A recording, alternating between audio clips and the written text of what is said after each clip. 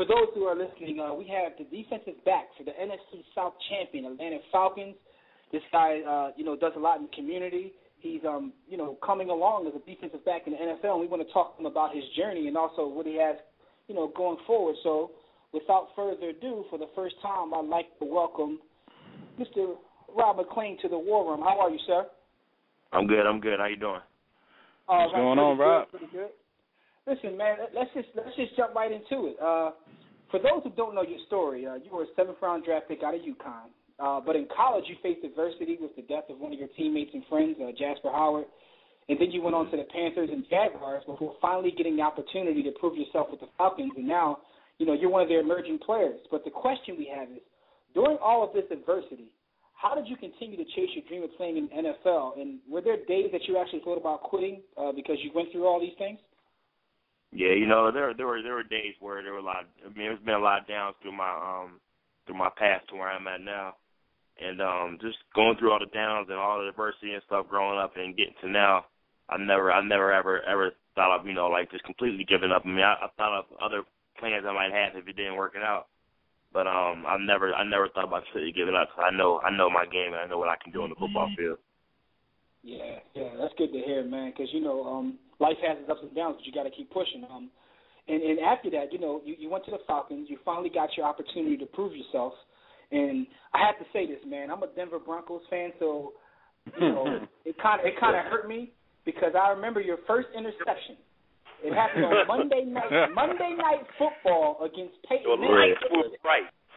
Yeah, so let me ask you a question. How did it feel that you're finally getting your opportunity to play and you're playing on the biggest stage against one of the all-time greats, and that's how you get your first interception? It's all, man. It's hard to explain how that felt. You can't really plan anything like that out. You can just go through what you have to go through for the game and get ready for the game. But never in my mind would I first imagine, my first pure interception being off a future Hall of Fame quarterback. But it was.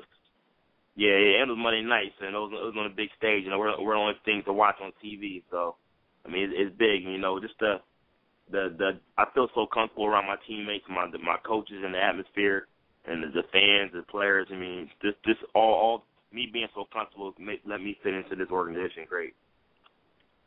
Oh, okay. Yeah. First pick off of Peyton. Yeah. That's major, man. That's major. B. Austin here. Rob, do you prefer Rob or Bob? Rob's good. Rob is good? All right. My question for you is are you a man or a press guy? Are you versatile? And how is working with Asante Samuels kind of added to your game? Because we know he definitely prefers off and playing in that two or zone. Mm-hmm. Yeah, I like to be a versatile corner. Being in the NFL, if you're a one-sided corner, you're not gonna be able to you're not gonna be able to do as much as you want to do because the receivers are only getting bigger and taller and faster. So you have to be able to adjust your game also. But I can play press. I prefer playing press. Making an offensive receiver do what I want to do on my terms instead of just have them run a route and not be able to touch them. I can play press. I can play up close. I can play zone. I can play off. I can pretty much play any coverage that our defense has for us. And being with Asante and just learning some things from him, coming from Philly last year, I learned a lot from him. I learned a lot from Brent Grimes. He's also a Philly guy also. Dante Robinson. Just a bunch of corners that I played with even when I was in Carolina. Chris Gamble, who retired this year. I pick certain things from their game that I know I can be able to do and try to adjust into my game, make myself a better corner. And Sante's a smart dude, and his interceptions and his gameplay proves it. So I talk to him all the time, man. Before the games, I listen to what he has to say when film studying and certain things to look for in receivers and stuff. So he's helped me a lot through my process of where I'm at now. Sure. And that's one of the things that we even on our show, we try to convey to fans. The game at that level is so much about how you approach it with mental preparation and how you really are able to play chess. But I'm happy to hear you like to play man. You like to whoop their ass for 5 yards. Yeah. I rather dip in their face. You know, it messes up the tempo of the offense. So there's some shots in for me. 5 yards, beat them up because they're going to press it away. Exactly. This upcoming season, you know, you'll be in a little bit of a different role, increased role. Big shoes to kind of fill as the nickel corner. What are some of the differences between playing inside and playing outside or playing on the boundary? Well, even through my college career, you know, I've always played nickel and left and right corner. You know, in the NFL, you know, you have to be able to. Some guys prefer left side, some guys prefer right side. But as a corner, just like I said, you have to be able to play both, or you know, a team can't really use you because you know when guys go down, you have to be able to jump right in or replace that position. And right. A lot of guys aren't big enough to play nickel. You know, we're the guys that are in the box. You know, we're in there. We support the run, we support the pass, and you know you got to be a bigger stop type of guy. And luckily, I'm that type of bigger guy where I can be in the box and support the run and be good enough to cover the pass receivers in the pass game. So I mean, but I prefer both. You know, when I'm in the box, I get more tackles, and I don't mind tackling. And outside corner is a little more space. You know, there's a little more chance of making mistakes. But I mean, I could play left corner, right corner, or nickel. So sure.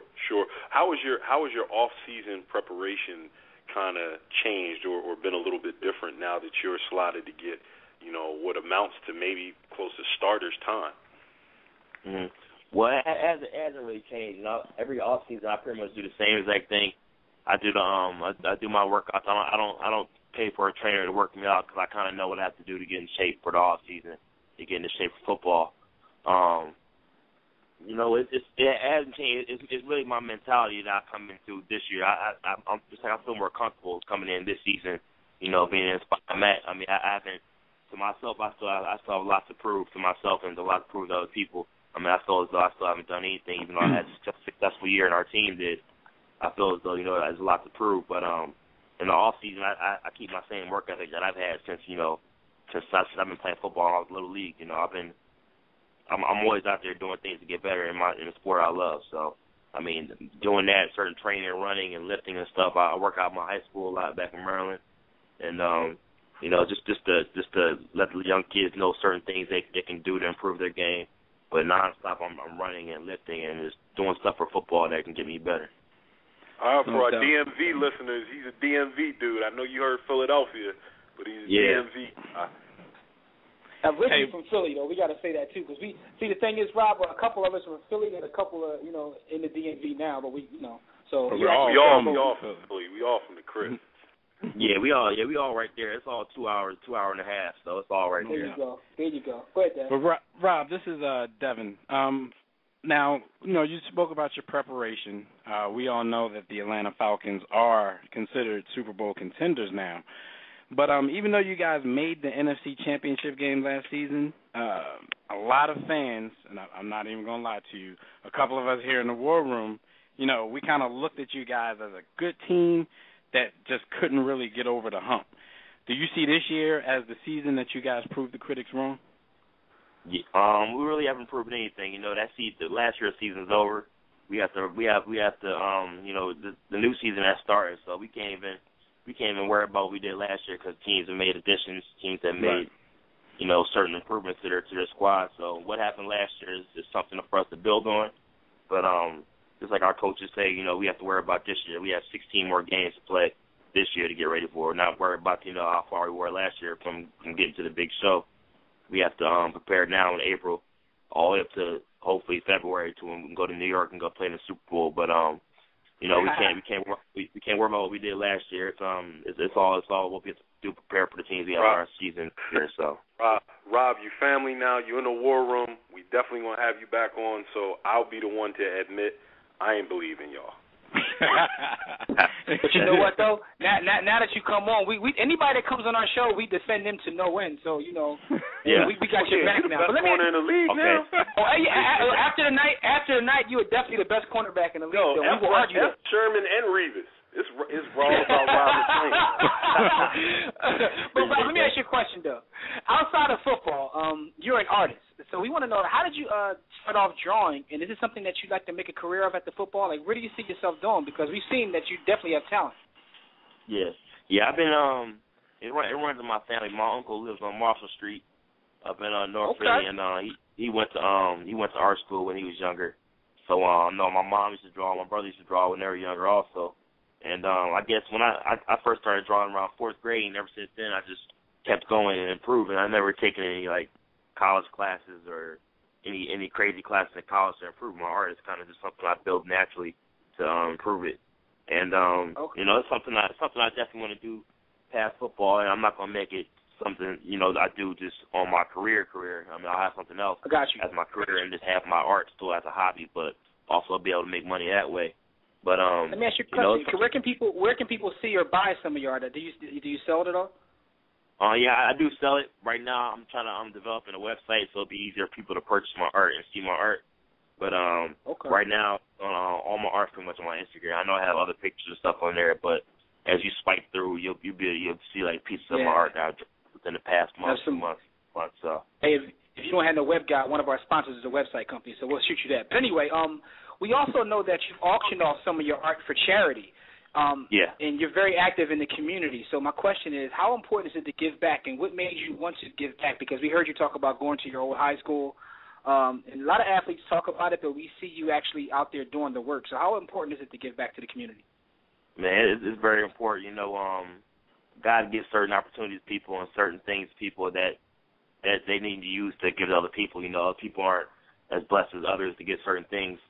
I see it as, you know, just me working to where I am now. I want to help other people work to get to where they want to be, and doing certain charities, volunteering. I mean, I love doing that just to get out of the apartment, you know, do something different. You know, I don't want to be sitting around bored. I want to do something that can benefit somebody else. And when I think the charity, the auction of my art piece, I drew the picture of a helmet and like white charcoal in high school, and I think it went for $7,000 to a children's hospital. And I think I auctioned off another smaller piece, and I volunteer at the Humane Society here in Atlanta, and I like doing certain things like this, branch out in the community. You know, it's good publicity also, and it makes people smile also. So, no doubt. Man, that's definitely what's up. This is B. Austin again. Rob, I got some very disturbing news about you. Hurt to my heart. And, you know, we when I see you, we may get into it because I heard you're a Knicks fan, man. Yeah. How did that happen, considering that you were born in Philadelphia and you were raised in the DMV? I mean, what do you think? Yeah. Talk to me about that, brother. I'm a Knicks fan, but I'm more of a Melo fan. So I was a Nuggets fan until he came over to New York. Oh, okay. So if Melo go to Toronto, that's my new squad. So. Okay. Got you. Okay. How you think they're gonna? What do you think their chances are in the playoffs? What you? And they should be good. They win Game 3 in Indiana. They'll be good. It depends. Okay. I mean, if they come out the first game, the first game they wasn't hustling. They wasn't trying to get any rebounds. They were missing shots. You know, that second game they came out a little more fire, a little more drive to them. Look like, and Melo. We got room for you on the bandwagon, brother.